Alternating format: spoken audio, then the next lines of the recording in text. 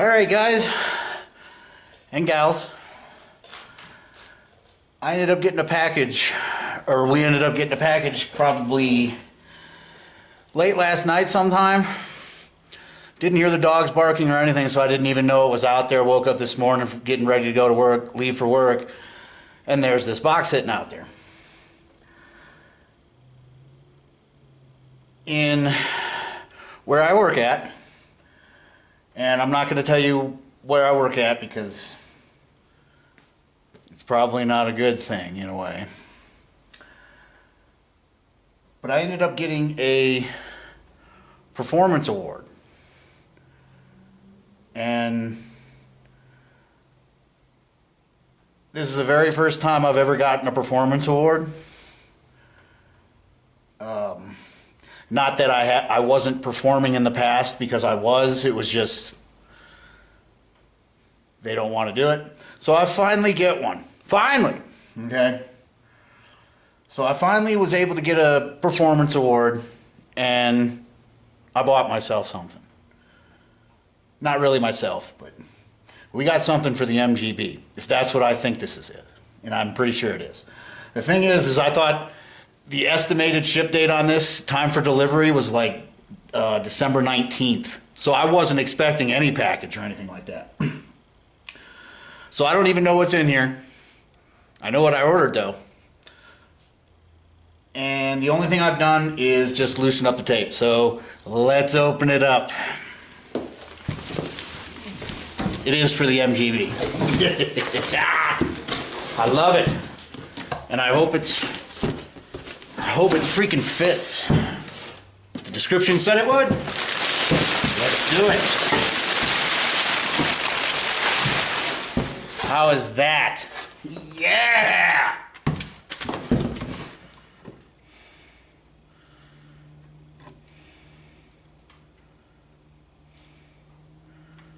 Awesome. So, we got ourselves an exhaust gasket. There's the down pipe. There's our clamp. And here is our exhaust header. That's what I'm talking about. Yeah! I love putting stuff like this on. When I had my 68 Chevy, every new part that came in that we got to put on was freaking heaven. So, we're not going to put this on now or today because it's pretty chilly and I'm actually in the garage. I'm not wearing a shirt, but my skin's burned, so I'm not going to feel any cold here anyway, so I'm not really cold. But this is freaking cool, man. The cool thing about it, I got this from eBay. I got this off of eBay, and it was only $130. The header, the downpipe, the gasket, the clamp was $130. That was basically, and it's not like I was trying to find something cheap. They're just pipes. You know, I mean, you could go and, you know, get the powder coated and all the other shit and, you know, and stuff like that. That's stainless steel. This shouldn't rust at all. And it was 130. So, it's going to look good. It shouldn't rust. It's stainless steel. 130 bucks. I would think that that's a good buy. That's a really good buy.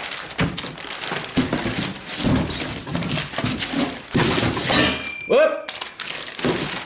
Now we get to send it back so they can fix the dent.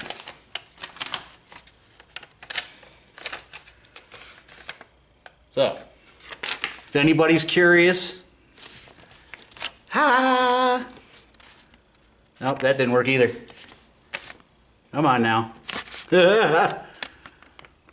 Who cares? I can't get it to show up straight on the camera. Who cares? But I got it from TCB Motors. So when I might do this weekend, I might put it on this weekend. But the other thing is I wasn't really expecting to order this. You know, this was kind of like, oh, that's kind of a want, not really a need, because I don't really need it because I have, you know, the stock exhaust and stuff like that. Oh yeah, this is supposed to give me an extra 5 to 10 horsepower. Yahoo. But hey, it looks good, and you could basically, when you pop the hood, if you're trying to sell the car or anything like that, people are looking, oh, this guy actually spent a little bit of time on stuff, so blah, blah, blah. But I wasn't actually expecting to get this. So, what ended up happening was I put layer after layer after layer over the front end. So I've got like 3 or 4 sheets over it. I got about like 3 or 4 sheets over it.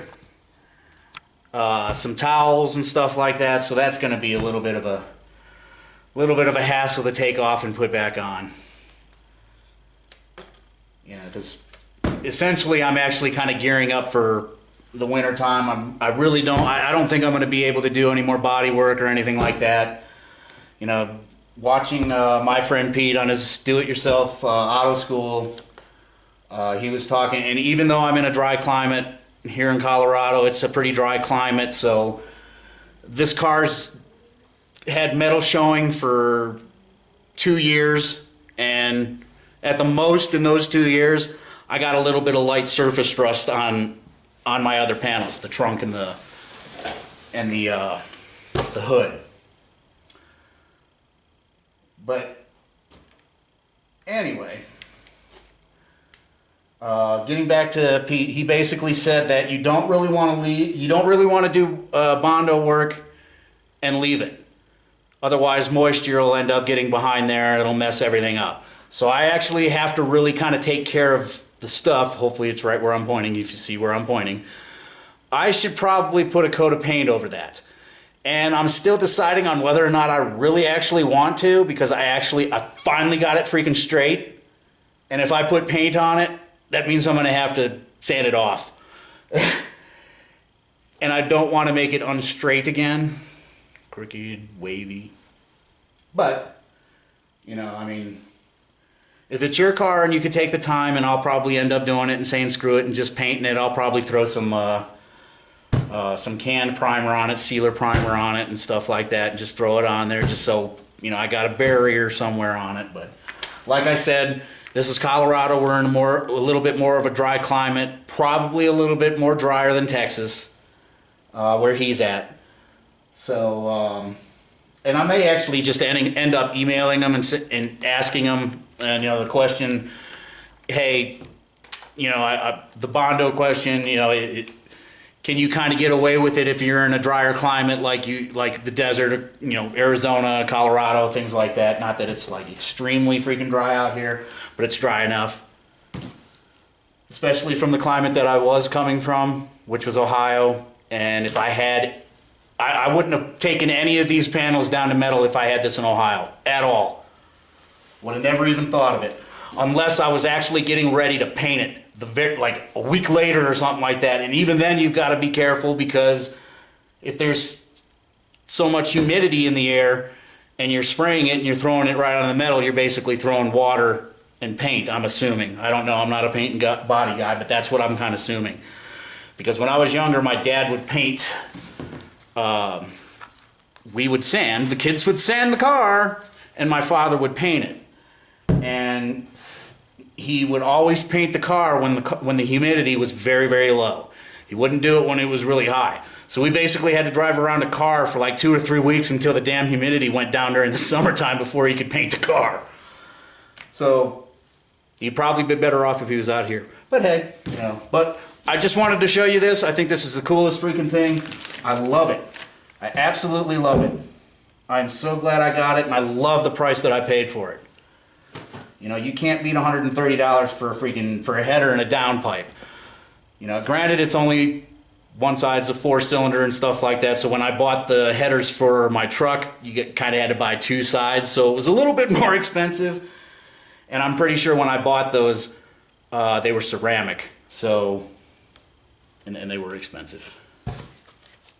And they were the shorties. They weren't the long. They were shorties. But that is cool. I hope to God it fits. It should. It said it in the diagram. The other thing is once I put this on, I'm going to see whether or not I can actually, if the water heater for the carburetor that's stuck underneath, I'm going to see whether or not that will fit now. And I'm kind of thinking it will, you know, but I'm hoping, keeping my fingers crossed that it's not going to mess with anything else. I don't think it will. It didn't say in the description, it didn't say anything that, oh, if you modified it, this isn't going to work and blah, blah, blah. It just basically said this year to this year, MGB. So I'm kind of thinking that anything that you put on it, it'll be okay, because the aftermarket intake and carburetor that I got fit well, I wouldn't say that it fit no problem, but there wasn't any clearance issues or anything like that. But I hope you guys have a good day. Enjoy the video. Share, like, subscribe, and you guys have a good day. Later.